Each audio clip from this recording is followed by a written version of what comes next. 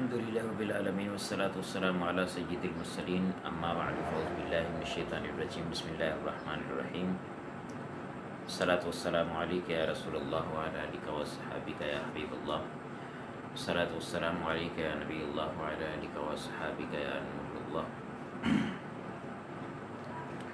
دورہ صرف و نحو کے ساتھ ہم حاضر ہیں۔ آج دورہ صرف و نحو کے اندر ہم نے صرف کے سبق نمبر 32 اور 33 کو پڑھنا تھا، جس کے اندر کچھ صحیح کے قواعد ہیں اور کچھ متفرق قواعد ہیں، اور کل انشاءاللہ عز و جل جو ہے وہ صحیح کے وہ قواعد جو اس کے علاوہ ہیں ان کو انشاءاللہ پڑھنے کی کوشش کریں گے۔ صحیح کے قواعد کے حوالے سے اگر بات کی جائے تو بہت سارے ایسے قواعد ہیں کہ جو صحیح کے ایک حرف کو دوسرے حرف سے بدلنے کے لیے استعمال ہوتے ہیں، اور کچھ ایسے قواعد ہیں کہ جو صحیح کے حرف کو حرف علت میں بدلنے کے لیے استعمال ہوتے ہیں۔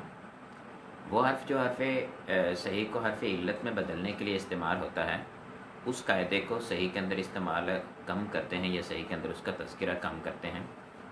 صحیح کے جو قواعد بیان کیے جائیں ان کے اندر تقریباً وہی قواعد ہوتے ہیں کہ جن میں صحیح کو جو ہے وہ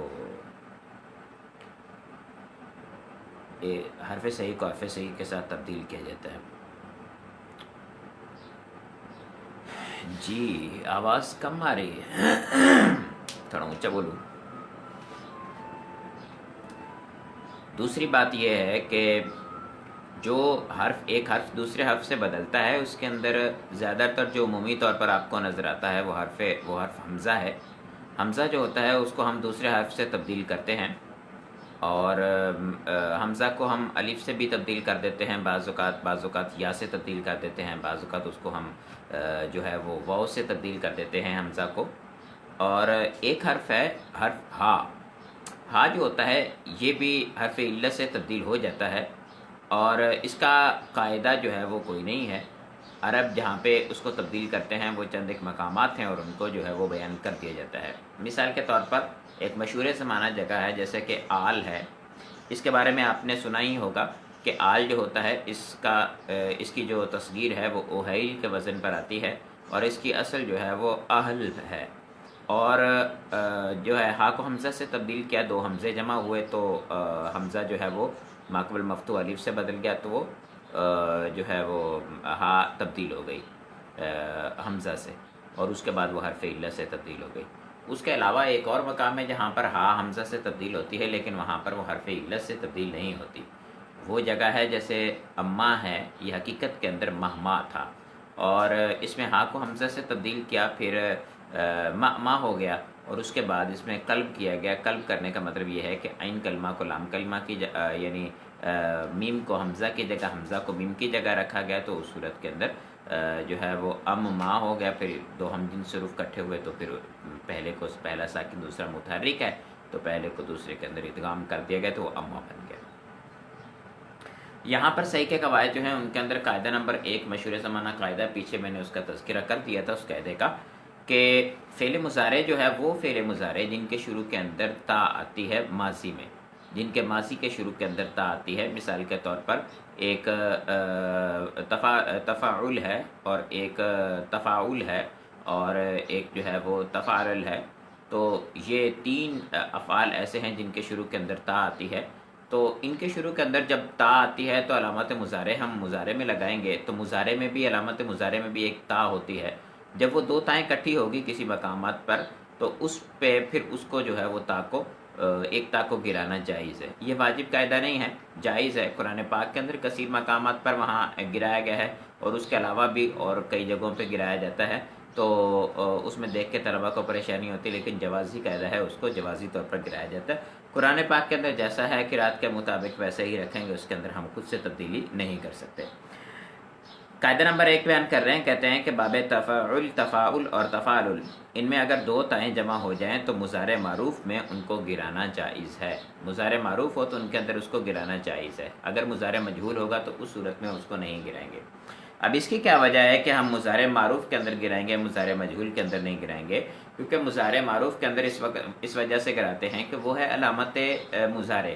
اگر ہم اس کو گرا دیں گے تو شروع کے اندر جو علامت مضارع ہے اس کے اوپر آنی چاہیے دمہ، اور ما قبل آخر جو ہے اس کا معروف کے اندر بھی مکسور ہوتا ہے اور مجہول کے اندر بھی اپنا معروف کے اندر بھی مفتوح ہوتا ہے اور جو ہے مجہول کے اندر بھی مفتوح ہوتا ہے. اگر ہم وہاں پر علامت مضارع جو ہے اس کو گرا دیں گے، اور علامت مضارع کو گرانے کے بعد جو ایک علامت بچتی تھی مجہول کی وہ بھی ختم ہو جائے گی. ایک علامت مجہول کی، جن دو علامتیں ہوتی ہیں، ایک علامت مضارع کا مضموم ہونا اور ما قبل آخر کو فتحہ دینا. یہاں ما قبل آخر کو فتح پہلے سے ہے تو علامت مضارع جو ہے اس کو دمہ دینا یہاں پر علامت تھا. تو اگر وہاں پر ہم علامت مضارع کو ہی حذف کر دیں گے تو پھر دمہ کس پہ آئے گا؟ ظاہری بات ہے اس کے حرف اصلی پر تو آ نہیں سکتا، یعنی حرف اصلی فعل کے اعتبار سے ویسے تو حرف زائدہ ہوگا تو اس پہ تو آ نہیں سکتا. تو اس وجہ سے علامت مضارع کو وہاں نہیں گراتے. لیکن اگر معروف ہو تو اس کے اندر چونکہ اس کی لیے کوئی علامت نہیں، اس نے ایسے ہی رہنا ہے، تو اس وجہ سے اس کے شروع سے جو ہے وہ تا کو گرایا جا سکتا ہے.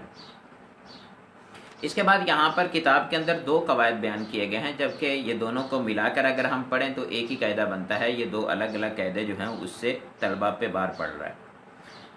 قاعدہ نمبر دو بیان کر رہے ہیں، کہتے ہیں اگر باب افتعال کے فا کلمہ میں سین یا شین آ جائے تو تائے افتعال کو فا کلمہ سے بدلنا جائز ہے، مگر ابدال کے بعد ادغام واجب ہے.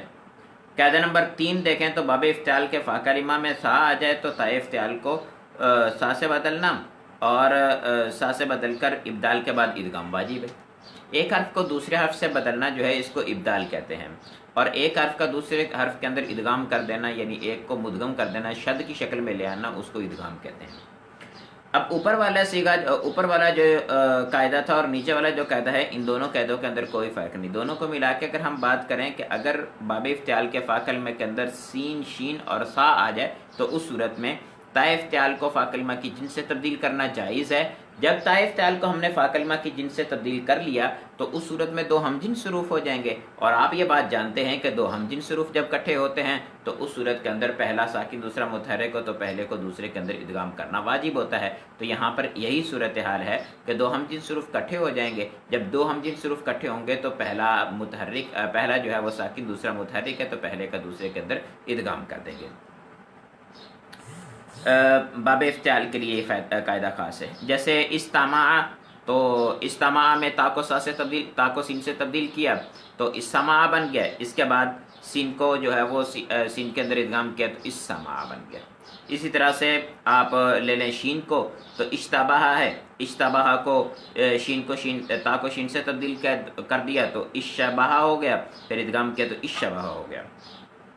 اسی طرح سے استارہ جو ہے اس کو آپ نے تا کو سا سے تبدیل کیا تو اسارہ ہو گیا، ادغام کیا تو اسارہ ہو گیا.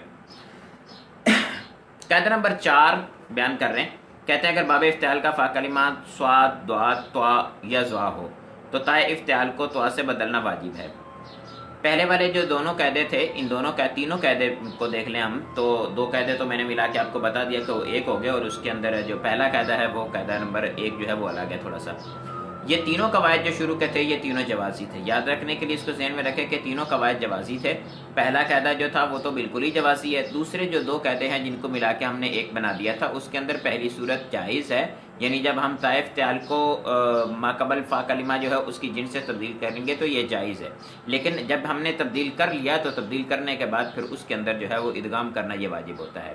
تو یہ قاعدہ جوازی تھا، یعنی بدلنا جائز تھا، اور بدلنے کے بعد جب ادغام کے قاعدے نے اس میں تقاضا کیا کہ وہاں ادغام کیا جائے. یہاں صحیح کے قواعد کا اس کے ساتھ تعلق نہیں تھا.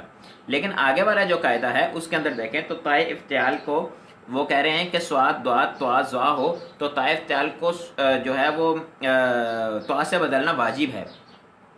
یعنی اگر فا کلمہ کے اندر سواد آ جائے، ضاد آ جائے، طا آ جائے یا ظا آ جائے تو اس صورت کے اندر تائے افتعال کو فا کلمہ کی جنس سے تبدیل کرنا، فا کلمہ باب افتعال کی جو تا ہے اس کو طا سے تبدیل کرنا جو ہے یہ واجب ہے، یعنی یہ جائز نہیں ہے. اب بدلنے کے بعد اگر تو پہلے ہی طا ہے، یعنی فا کلمہ بھی طا تھا اور تا کو بھی ہم نے طا سے تبدیل کر دیا تو دو ہم جنس حروف اکٹھے ہو گئے. اب دو ہم جنس حروف اکٹھے ہونے کی وجہ سے پہلے کا دوسرے کے اندر ادغام کر دیں گے، یہ واجب ہے. لیکن اگر ایسی صورتحال ہے کہ جو فا کلمہ ہے وہ توا نہیں تھا، کوئی اور تھا، تو پھر اس کے لیے مختلف قواعد ہیں. کہتے ہیں کہ اگر فا کلمہ جو ہے وہ زوا ہو تو پھر اس کو 3 طرح سے پڑھنا جائز ہے. پہلے نمبر پر تو ہم تائے افتعال کو توا سے تبدیل کریں گے. جب ہم نے تائے افتعال کو توا سے تبدیل کر دیا تو پھر اس کے بعد ہم 3 طرح سے اس کو پڑھ سکتے ہیں. یا تو ایسے ہی جیسے ہے تائے افتعال کو توا سے تبدیل کر کے اس کے بعد اس کو ہم پڑھ سکتے ہیں.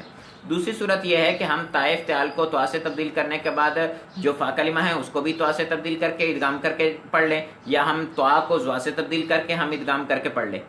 تو تینوں طرح سے پڑھنا جو ہے وہ جائز ہے. اس کی 3 صورتیں بنے گی. کہہ رہے ہیں کہ تا افتعال کو تا کو توا سے تا کو زوا سے تبدیل کر کے دونوں میں ادغام کرنا. جیسے استعلامہ تھا، ٹھیک ہے، یہ استعلامہ تا سے تھا، توا سے تبدیل کیا، استعلامہ ہو گیا، اور اس کے بعد ہم نے زوا کو زوا سے تبدیل تا کو توا کو زوا سے تبدیل کر دیا تو استعلامہ ہو گیا، ادغام کر دیا. پھر اس کے بعد توا کو زوا کو توا سے تبدیل کر کے ادغام کرنا یہ بھی جائز ہے.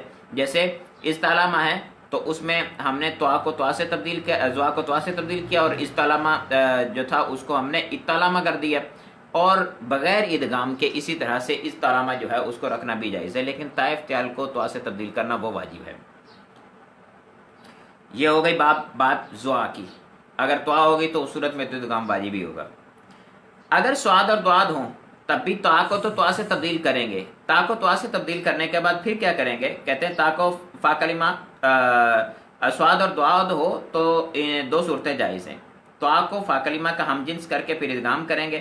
جیسے استوبرہ ہے، اب صوبرہ سواد با اور را سے تھا، باب افتعال بنایا تو استابرہ بنا، تو تا افتعال جو ہے اس کو تو توا سے تبدیل کرنا ہو گیا واجب، تو استابرہ کر دیا. استابرہ کرنے کے بعد کہتے ہیں کہ پھر اس میں ہم کیا کریں؟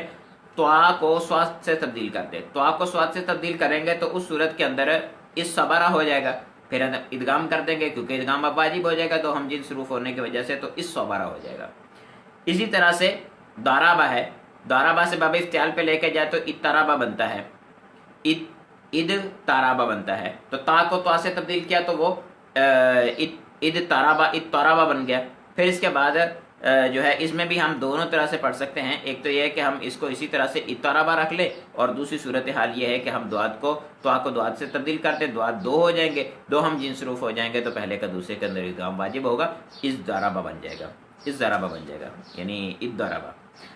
اس کے بعد دوسری صورت بغیر ادغام کے اپنی حالت پر رکھنا. قاعدہ نمبر 5، قاعدہ نمبر 5 4 کی طرح کا ہی ہے، لیکن وہاں پر جو ہے وہ سواد دواد تو ازوا کا تھا، اور یہاں پر جو ہے وہ دال اور زا کا ہے. ٹھیک، اس قاعدے کے اندر تھوڑا سا اس کے بعد کہتے ہیں باب افتعال کا فا کلمات دال زال یا زا ہو تو تا افتعال کو دال سے بدلنا واجب ہے. وہاں کیا تھا؟ اگر باب افتعال کا فا کلمہ جو ہے وہ سواد دواد توا یا زوا ہو تو تا افتعال کو توا سے بدلنا واجب تھا. یہاں قاعدہ کیا ہے کہ باب افتعال کا فا کلمہ اگر دال زال یا زا ہو تو تا افتعال کو دال سے بدلنا واجب ہے. اب دال سے بدلنے کے بعد اگر پہلے ہی دال تھی، یعنی فا کلمہ پہلے ہی دال تھا، تو اس صورت کے اندر تو ادغام واجب، جیسے ہم نے توا کے اندر بیان کیا کہ توا کے اندر اگر پہلے ہی فا کلمہ توا تھا اور تا کو توا سے تبدیل کریں گے تو ادغام واجب ہو جائے گا، تو یہاں پر بھی واجب ہو جائے گا. ٹھیک ہے، کہہ رہے ہیں کہ باب افتعال کے فا کلمہ کی باب افتعال کے تا کو دال سے بدلنا واجب ہے. جیسے دارا کا ہے، دارا کا سے آپ باب افتعال بنائیں گے تو اد دارا کا بن جائے گا، اد تارا کا بن جائے گا. اب اس کو جو ہے وہ دال کو دال سے تا کو دال سے تبدیل کریں گے تو اد دارا کا بن جائے گا، ادغام واجب ہو جائے گا. دوسری صورتحال زاکارہ ہے، زاکارہ کو باب افتعال پہ لے کے جائیں گے تو استاکارہ بن جائے گا. استاکارہ بننے کے بعد ہم تا کو دال سے تبدیل کریں گے تو از داکارہ بن جائے گا. اسی طرح سے زاجارہ ہے، زجر کرنا ہے، اس سے باب افتعال پہ لے کے جائیں گے تو اس تاجارہ بن جائے گا. اب اس تاجارہ میں تا کو دال سے تبدیل کریں گے تو اس داجارہ بن جائے گا. اب اس داجارہ بننے کے بعد پھر اس کے ساتھ کیا کریں گے، ان کی صورتحال نیچے آ رہی ہے. پھر کہتے ہیں کہ اگر فا کلمہ دال ہو تو دال کو دال میں ادغام کرنا واجب ہے. جیسے ادارہ کا جو تھا اس میں ادارہ کا ہو گیا. ٹھیک ہے، اگر زال ہو تو اس میں 3 صورتیں جائز ہیں، جیسے ہم نے توا کے اندر پڑھا تھا.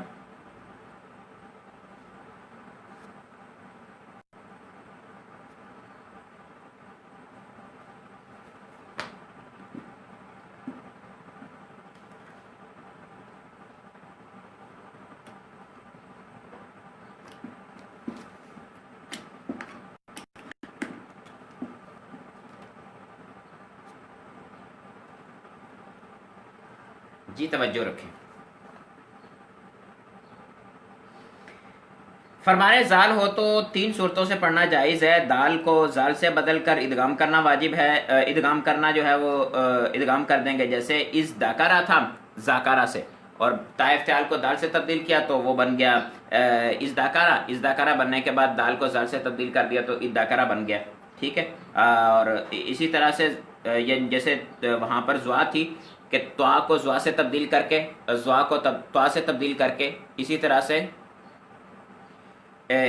سے جو ہے وہ از داکارا جو ہے اس کے اندر بھی زال کو دال سے تبدیل کر کے اور دال کو زال سے تبدیل کر کے اور اس کو اس کی اپنی حالت پر باقی رکھ کے 3 طرح سے پڑھنا جائز ہے.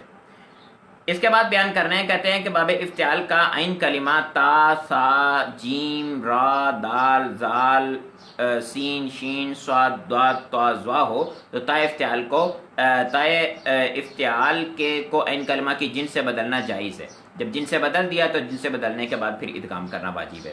اس کے اندر یاد کرنے جو ہیں وہ الفاظ کو یاد کرنا تھوڑا مشکل ہوتا ہے, تو الفاظ کو یاد کرنے کے حوالے سے میں عرض کیے دیتا ہوں کہ الفاظ کو یاد کرنا اس طرح سے آسان ہو سکتا ہے کہ ہم یہاں پر جو ہے وہ الفاظ جو ہیں اس کو جو پیچھے الفاظ ہم نے ذکر کیے گے وہ سارے کے سارے عین کلمہ میں آ جائیں گے. یعنی سا پیچھے ذکر کی گئی, تا ذکر کی گئی, پھر دال زال ہے, پھر سین شین صاد طا طا زا ہے. ٹھیک ہے, یہ سارے ہو جائیں گے. اضافی کون سا ہوگا؟ جیم اور را. جیم اور را اگر اس جگہ آ جائیں گے تو اس صورت کے اندر ادغام جو ہے وہ واجب ہو جائے گا. 1 منٹ انتظار کیجئے گا, تھوڑا سا میں اس کو جو ہے وہ اسکپ کرنے لگا ہوں, اس کے بعد دوبارہ سے میں آن لائن ہوتا ہوں.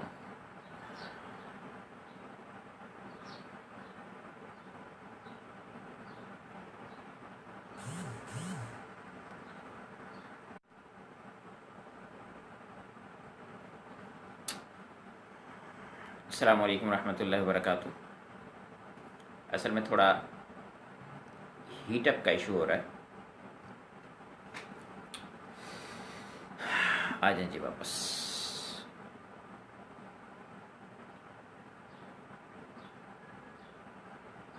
نہیں ہینڈ فری تو لگائی ہی نہیں ہوئی میں نے. کہاں ہینڈ فری لگی ہوئی؟ میرے کھانے میں کچھ بھی نہیں ہے. فرحان شاہ صاحب پوچھ رہے ہیں کہ ہینڈ فری لگائی ہوئی ہے. اچھا, باب افتعال کے بارے میں بتا رہا تھا کہ عین کلمہ جو ہے اگر تا سا جیم را دال زال سین شین صاد ضاد طا زوا ہو تو تا افتعال کو عین کلمہ کے جن سے بدلنا جائز ہے.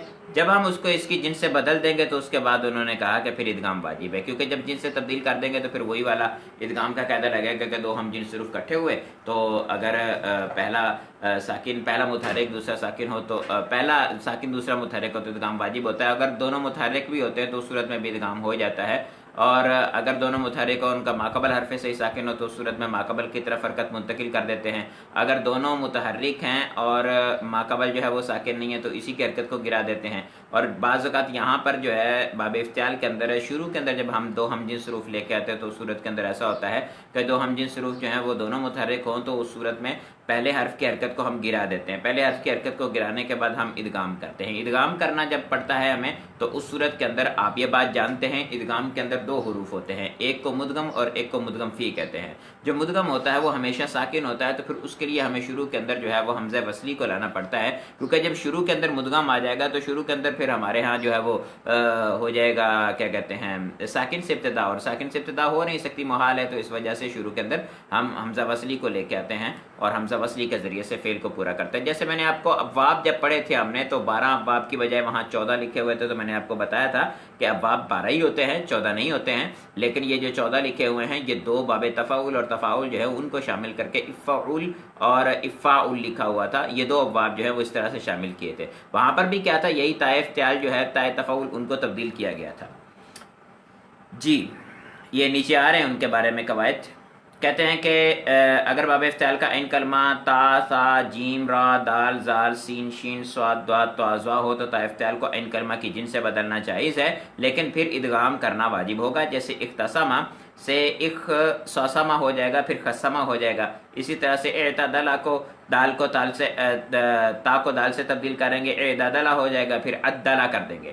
یہ دیکھیں آپ نے کچھ غور کیا ہو تو اختصامہ جو تھا اس میں ہم نے تا کو سوا سے تبدیل کیا، تو تا کو سوا سے تبدیل کرنے کے بعد ہم نے جو ہے وہ تا کو سوا سے تبدیل کیا تو دو ہم جنس حروف کٹھے ہو گئے، اختصامہ ہو گیا۔ اب اختصامہ ہوا، دو ہم جنس ہیں، دونوں متحرک ہے تو ماقبل حرف سے ساکن ہے، تو پہلے کی حرکت ماقبل کی طرف منتقل کی۔ جب پہلے کی ماقبل کی طرف منتقل کی اور ادغام کیا تو اس صورت میں جو پہلا حرف تھا باب افتعال کا، جو خا تھا وہ پہلے ساکن تھا، اب متحرک ہو گیا۔ خا جو ساکن تھا متحرک ہوا، تو اس صورت کے اندر خا کے متحرک ہونے کی وجہ سے حمزہ وصلی جو تھا اس کی حاجت نہ رہی، حمزہ وصلی کی حاجت نہ ہونے کی وجہ سے حمزہ وصلی کو گرا دیا گیا۔ اچھا، اسی طرح سے اعتدارا ہے، اس کے اندر بھی اسی طرح سے کیا گیا۔ اب اس کے اندر طلباء کے ذہن میں یہ سوال پیدا ہوتا ہے کہ جب باب افتعال ہے اس کے اندر ہم ایسا کرتے ہیں کہ عین کلمہ کو جو ہے ہم ماقبل کی جنس سے تبدیل کرنے کے بعد اس کو جو ہے ہم ادغام کر دیتے ہیں۔ شروع میں جو حمزہ وصلی ہوتا ہے اس کی بھی حاجت نہیں رہتی، اس کی علامت تا تھی وہ بھی تبدیل ہو گئی ہے مابعد حرف صحیح کی جنس کے ساتھ، تو اس صورت کے اندر خصامہ جیسے بن گیا، تو اس صورت میں تو ایک شکل اس کی ایسی بن گئی جیسے باب تفعیل کی ہوتی ہے۔ باب تفعیل کو آپ نے دیکھا نا، باب تفعیل صرفہ کے وزن پر ہوتا ہے، یہ اختصامہ سے خصامہ بن گیا، یہ اعتدارا سے عدالہ بن گیا۔ اب عدالہ بنا یا خصامہ بنا اس صورت میں تو باب تفعیل کے وزن کی طرف چلا جائے گا۔ اب ہمیں کیسے پہچانو گے یہ باب تفعیل ہے یا باب افتعال ہے؟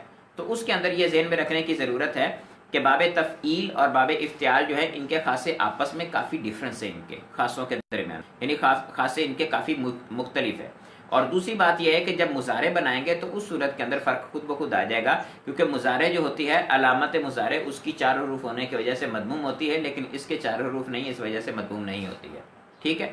تو علامت مضارع کے مضموم نہ ہونے کی وجہ سے بھی ہمیں پہچان ہو سکتی ہے، اور اس کے ساتھ ساتھ آپ خواص پہ اگر غور رکھیں گے تو پھر آپ کو پہچان ہو سکتی ہے۔ میں نے خاصوں کے بارے میں طلباء کو ویسے بھی پہلے کافی کہا ہوا ہے کہ خاصوں پہ غور دیا کریں، ہمارے ہاں طلباء جو ہے وہ خاصوں کی طرف توجہ نہیں دیتے۔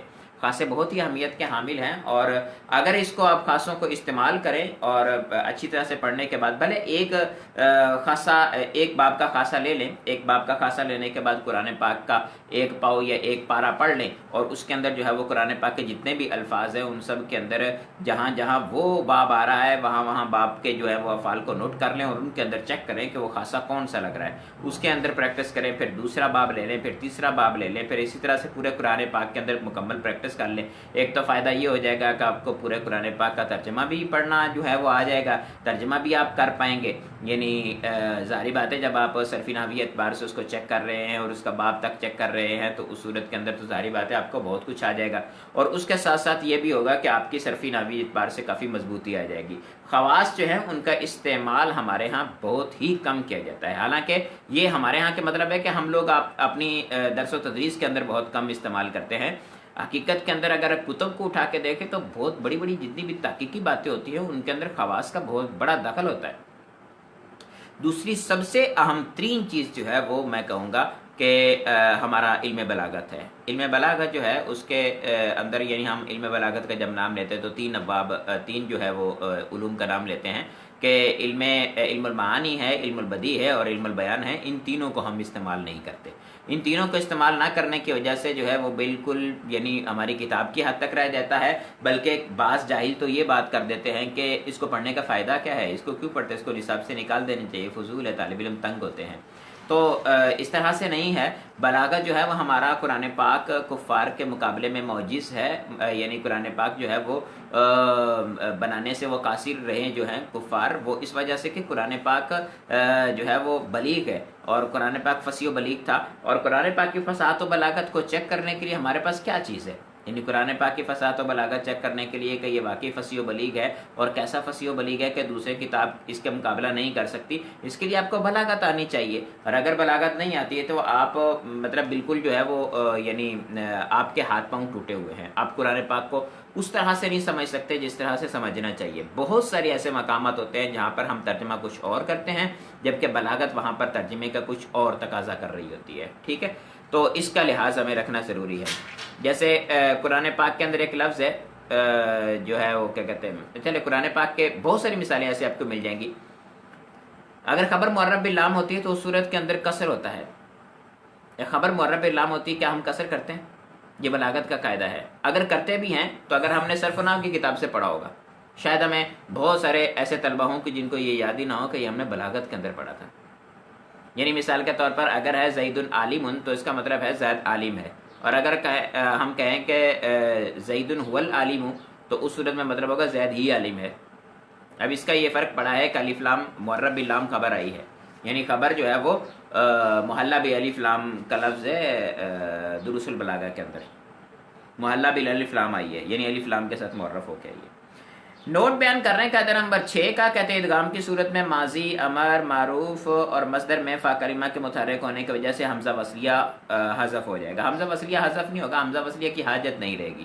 یعنی وہاں پر حمزہ وصلیہ کس وجہ سے تھا کہ شروع ساکن تھا اور ساکن سے ابتدا نہیں ہو سکتی، اس وجہ سے حمزہ وصلی لگایا جاتا تھا. اب جب حمزہ وصلی کی حاجت نہیں رہی، متحرک ہوگا، تو اس صورت میں حمزہ وصلی کو گرا دیں گے. پھر یہ بیان فرما رہے ہیں اگر مذکورہ حروف باب تفاعل اور تفاعل کے فا کلمہ میں واقع ہو جائیں تو تائے تفاعل اور تفاعل کو فا کلمہ کا ہم جنس کرنا جائز اور بعد ابدال ادغام واجب ہے. یعنی اس صورت کے اندر آپ تائے تفاعل اور تائے تفاعل جو ہے اس کو ما بعد جو حرف آ رہا ہے حرف صحیح اس کی جنس سے تبدیل کرنا یہ جائز ہے. تبدیل کرنے کے بعد پھر ادغام جو ہے وہ واجب ہے. ٹھیک ہے، اوپر والا قاعدہ بھی جوازی تھا، یہاں بھی قاعدہ جوازی ہے. آپ کی مرضی ہے آپ تبدیل کریں، آپ کی مرضی آپ تبدیل نہ کریں، لیکن جب تبدیل کر لیا تو پھر ادغام واجب ہوگا. جیسے بیان کر رہے ہیں کہ تطہرا ہے، یہ طہارا سے پاک ہونا، تو تطہرا، اب اس میں دیکھیں تائے افتعال جو ہے، تائے تفاعل جو ہے اس کو ہم نے توا سے تبدیل کیا. تا کو توا سے جب تبدیل کیا تو دو توا کٹھی ہو گئی، اس صورت میں پہلے کو ساکن کر کے دوسرے کے اندر کیا ادغام، تو وہ بن گیا طہارا اتہارا.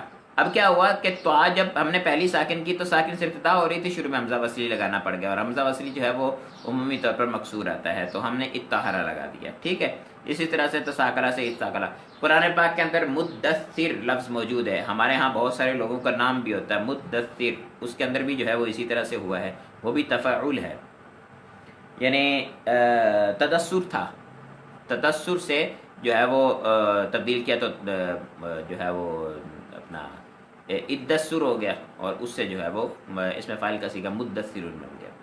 دو اس میں ادغام آئیں گے، یعنی ایک ہی صیغے کے اندر دو ادغام آئیں گے، دو آپ کو شد نظر آئیں گی. جیسے اتہارا ہے تو متطہرن جو آتا ہے قرآن پاک کے اندر متطہرین، تو اس میں توا اور تا جو ہے تا افتعال کو تا سے تبدیل کر کے ایک اس کی شد بن گئی، اور ایک شد جو ہے وہ باب تفاعل کی پہلے سے ہوتی ہے، دو شدیں اکٹھی ہو گئی.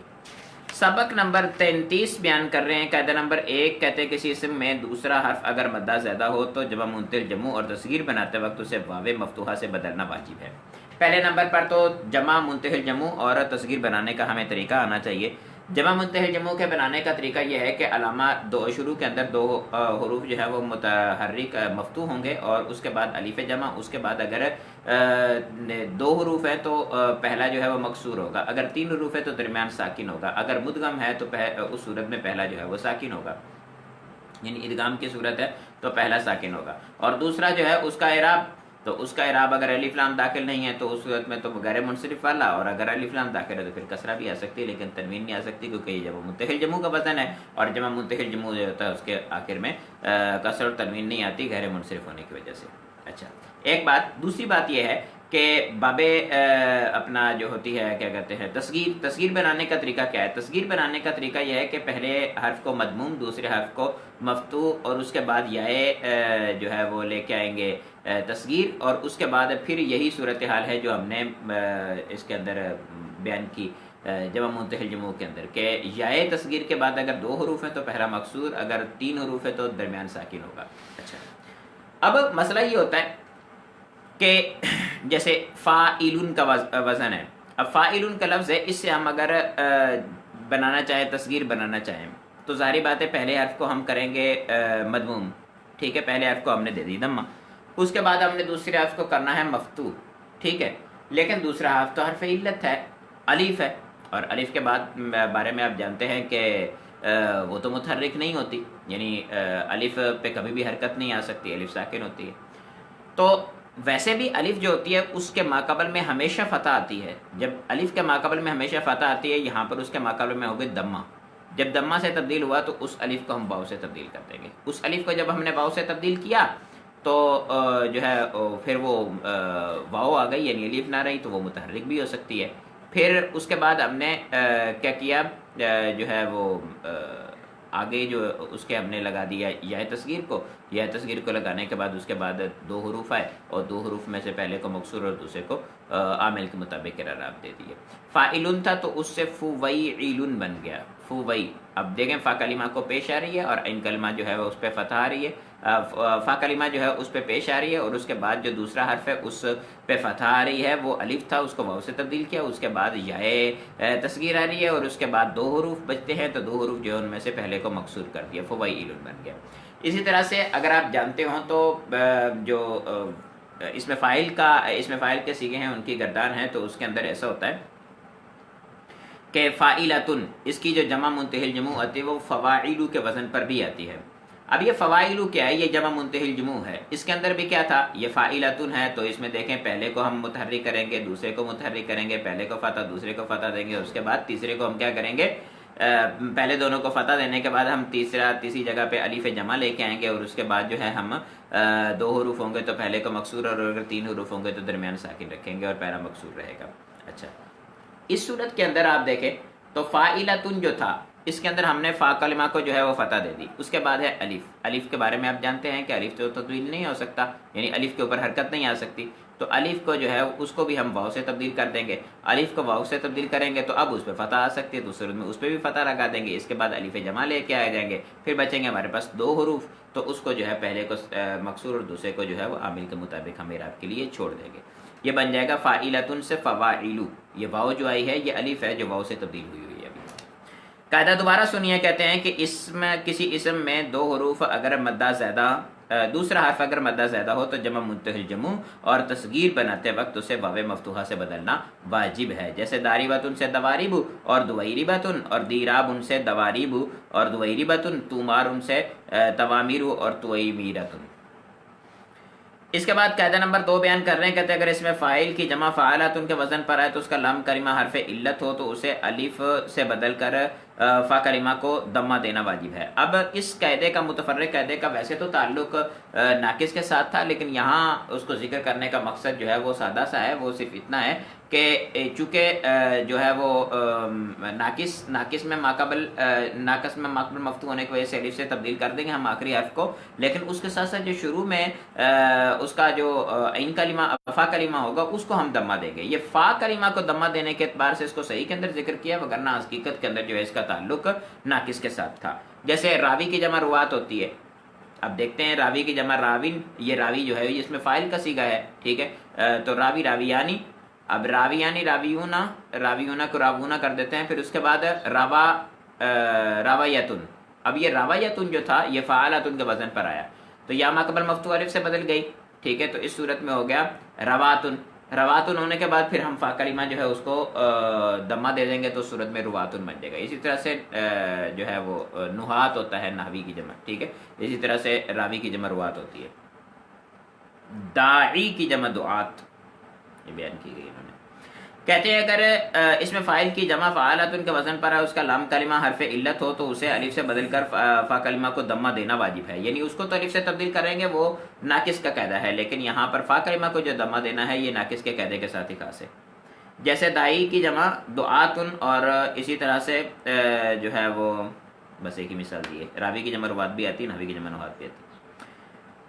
قاعدہ نمبر 3 بیان کر رہے ہیں، کہتے ہیں وہ اسماء جن کا لام کلمہ محذوف ہو، اس کے عوض میں کوئی دوسرا حرف نہ لایا گیا ہو تو اسے تثنیہ بناتے وقت اس کا لام کلمہ واپس آ جاتا ہے۔ یہ ایسے قواعد ہیں کہ جن کو یاد رکھنا ہر بندے پر لازم ہے، کیونکہ جب بھی وہ تثنیہ یا جمع بنائے گا یا تثنیہ بنائے گا خصوصی طور پر، تو اس صورت میں اس کے لیے پریشانی کا باعث بنے گا کہ اس کو ہم نے جو حرف علت ہے، الف ہے یا واو ہے یا حمزہ ہے یا یا ہے، تو اس کو ہم نے کیا کرنا ہے، اسی حالت پر باقی رکھنا ہے یا اس کو ہم نے واو سے تبدیل کرنا ہے۔ تو اس کے لیے یہ قاعدے جو ہیں وہ یہ بہت ضروری ہیں۔ پہلے قاعدہ بیان کر رہے ہیں، کہتے ہیں وہ اسماء کے جن کا لام کلمہ محذوف ہو، لام کلمہ محذوف ہونے کا مطلب ہے کہ لام کلمہ موجود نہ ہو، تو اس کے عوض میں کوئی دوسرا حرف بھی نہ لایا گیا ہو تو تثنیہ بناتے وقت اس لام کلمہ کو وہ لام کلمہ واپس آ جاتا ہے۔ جیسے ابن، اب دیکھیں ابابن تھا، ٹھیک ہے، اسی طرح سے سوچیں اب اخن اخبن تھا، ٹھیک ہے، تو جب ہم اس کی تثنیہ بنائیں گے ابن کی تو ابوانی ہو جائے گا، اور اخن کی تثنیہ بنائیں گے تو اخوانی ہو جائے گا۔ اسی طرح سے فمون اور یدن ہیں، تو ان میں دیکھیں حذف شدہ جو ہے وہ واو واپس نہیں لائی جائے گی، کیونکہ اس میں اختلاف ہے. فمن جو ہے اس کے لیے کہا جاتا ہے کہ یہ فوہن سے ہے. اب یہ فوہن سے ہے وہ آخر کے اندر معذوف نہیں ہے نا، تو آخر میں معذوف نہیں نہ ہونے کی وجہ سے اس کو تو نہیں لے کے آئیں گے. اسی طرح سے جو یدن ہے تو اس کے لیے جو ہے وہ یہ ہے کہ آخر میں واو تو ہے لیکن اس کو اس کے تحت داخل نہیں کرتے.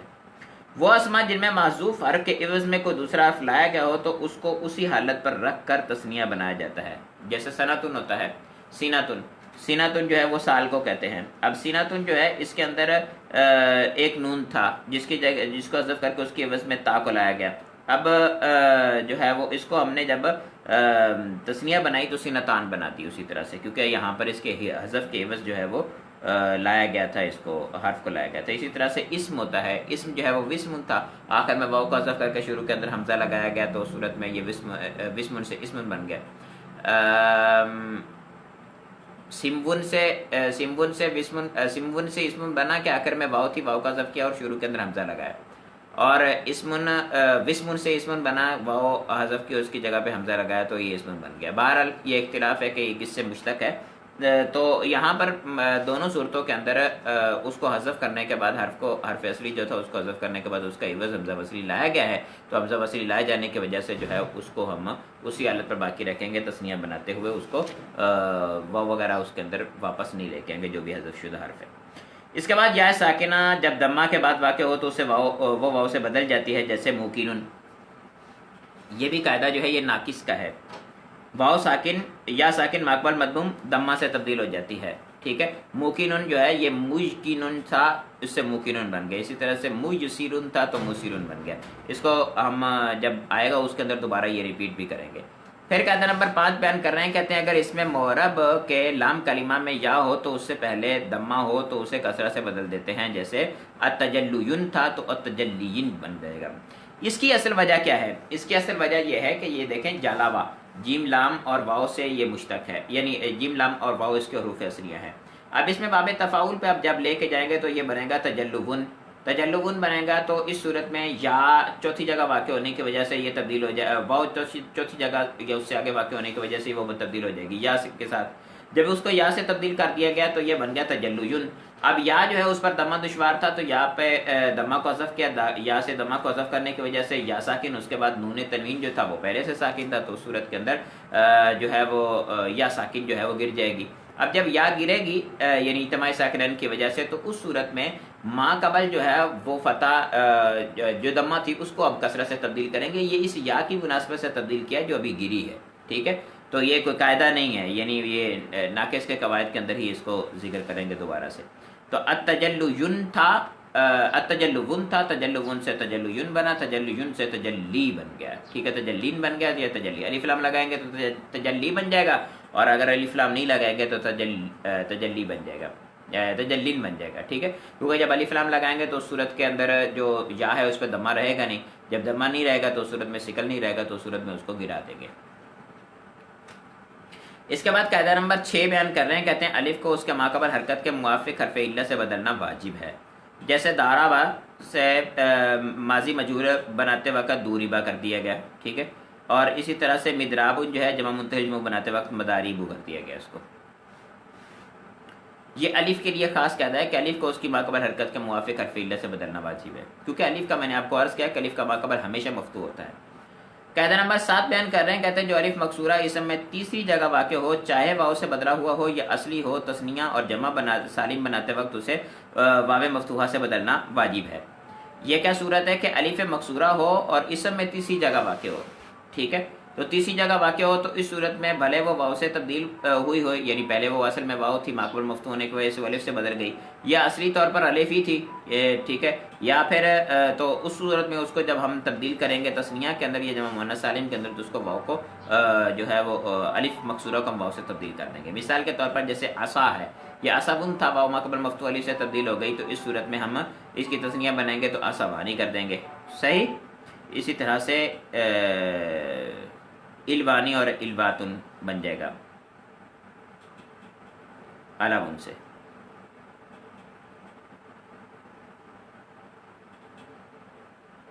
الہ جب یہ کسی کا علم ہو تو اس صورت میں الوانی اور الواتن بن جائے گا. اور اگر تیسری جگہ سے آگے تجاوز کرتے ہیں تو پھر یا سے بدلا ہوا ہو تو اسے یا سے بدلنا واجب ہے. یعنی اگر تیسری جگہ کے بعد چوتھی جگہ آ جائے، پانچویں جگہ آ جائے، تو اس صورت کے اندر ہم یہ دیکھیں گے کہ وہ پہلے یا تھا، اس کے بعد یہ الف سے تبدیل ہوا ہے، یا پہلے ہی وہ جو ہے وہ کچھ اور تھا. یعنی اگر کہتے ہیں کہ یا سے بدلا ہوا ہو تو اس کو یا سے واپس لے آئیں گے، یعنی اس کو واپس یا بنا کے یا کے ساتھ جو ہے وہ الف تثنیہ لگائیں گے. جیسے دربا تھا تو یہ دربیانی بن جائے گا، ٹھیک ہے، یا دربیاتن بن جائے گا. اسی طرح سے مصطفیٰ بن تھا، اور مصطفیون تھا، صفا یسفی سے ہے تو مصطفیون، اور اس کو جو ہے وہ ماقبل مفتوح الف سے بدل گیا تھا تو مصطفیٰ ہو گیا تھا، اس کو جو ہے تسنیہ بناتے ہوئے ہم واپس لیں گے، مصطفیون بن جائے گا، مصطفیانی. قاعدہ نمبر 8 بیان کر رہے تھے الف ممدودہ تانیث کے لیے ہو تو تسنیہ اور جمع بناتے وقت اسے الف مفتوحہ سے بدل دینا واجب ہے. جیسے ہمراء سے تسنیہ بناتے ہوئے ہمروانی بن جائے گا اور ہمرواتی بن جائے گا، ٹھیک ہے. اور اگر اصلی ہو تو اسے ثابت رکھنا واجب ہے. جیسے قراءن سے قراءانی، قراءن جو ہے قراء حروف اصلیاں ہیں تو یہ الف کے بعد جو حمزہ آ رہا ہے یہ حمزہ اصلی ہے. قراءن سے قراءانی اور قراءاتن بن جائے گا. اور اگر کسی حرف سے بدلا ہوا ہو تو اسے واو مفتوحہ سے بدلنا اور باقی رکھنا دونوں طرح سے جائز ہے. جیسے کساءن، یہ کساءن تھا، واؤ کے ساتھ تھا تو اس کو تثنیہ سے کساءانی اور کساوانی دونوں طرح سے کرنا جائز ہے. اسی طرح سے جمع بناتے ہوئے کساءاتن اور کساواتن دونوں طرح سے کرنا جائز ہے. اس کے بعد محموز کے قواعد ہیں، اس کو انشاءاللہ عز و جل ہم کل پڑھیں گے. آج جو ہے وہ خلاصۃ النحو نہ پڑھنے کا ہے، انشاءاللہ کل خلاصۃ النحو کو ہم پڑھیں گے. خلاصۃ النحو کا سبق اسی آپ سبق پہ اکتفا کیجئے. کچھ مسئلہ ہے انشاءاللہ عز و جل کل تک سالو ہو جائے گا، اس کے بعد جو ہے وہ خلاصۃ النحو کا ہم سبق کل پڑھیں گے. آج صرف نصاب و صرف، اور نصاب و صرف کا مجھے لگتا ہے کہ نصاب و صرف بہت جلد ختم بھی ہو جائے گی، پھر آخر میں ہمارے پاس صرف خلاصۃ النحو رہ جائے گی اور خلاصۃ النحو کا مکمل کر لیں گے انشاءاللہ عز و جل. تو خلاصۃ النحو جو ہے اس کے ساتھ تو آخر کے اندر تراکیب بھی ہیں اور کچھ اور چیزیں بھی ہوں گی انشاءاللہ عز و جل. جو اغلاط عامۃ الورود ہیں نحو کے اندر اس کو بھی ذکر کیا جائے گا. جی کسی قسم کا سوال ہو ان قواعد کے حوالے سے تو ارشاد فرمائیے. آج اتوار ہے تو میرے خیال میں ماشاءاللہ کافی اشخاص تشریف لائے. معظم بھائی تشریف لائے ہیں، یہ ہمارے درجہ ثالثہ جامعۃ المدینہ مار روڈ کے طالب علم ہیں. سہیل بھائی تشریف لائے ہیں، یہ جامعۃ المدینہ مار روڈ سے پڑھ چکے ہیں اور ابھی جو ہے وہ میرے خیال میں تدریس کر رہی ہیں تخصص میں، واللہ علم، لیکن بہرحال جامعۃ المدینہ سے فارغ ہو چکے ہیں. فرحان شاہ صاحب تشریف لائے ہیں، یہ بہاولپور کے ہیں. کراچی کے اندر میرے پاس یہ پڑھا کرتے تھے، ابھی کیا کر رہے ہیں اس کا مجھے معلوم نہیں ہے. سرفراز قادری، سرفراز بھی تشریف لائے ہیں. تصویر چھوٹی ہے پہچان نہیں پا رہا، پتہ نہیں ہمارے کافی سارے سرفراز بھائی ہیں، یہ کون سے سرفراز بھائی ہیں. افضال حسین شاہ صاحب ہیں. افضال حسین شاہ صاحب کی میں نے تصویر ابھی تک دیکھی نہیں ہے، شاید میں پہچان جاؤں یہ کون ہے. نعیم شاہ صاحب یہ کراچی کے اندر ہمارے یہ جو ہے وہ طالب علم تھے، کراچی کے اندر یہ جامعۃ المدینہ میں پڑھتے تھے، اور اب کون سی جامعہ میں پڑھتے ہیں اس کا مجھے کنفرم نہیں ہے. بہرحال کراچی کا یہ طالب علم ہے. جی میرا خیال میں کسی قسم کا سوال نہیں ہے، کیونکہ سادہ سے قواعد تھے تو عام ہم پڑھتے رہتے ہیں.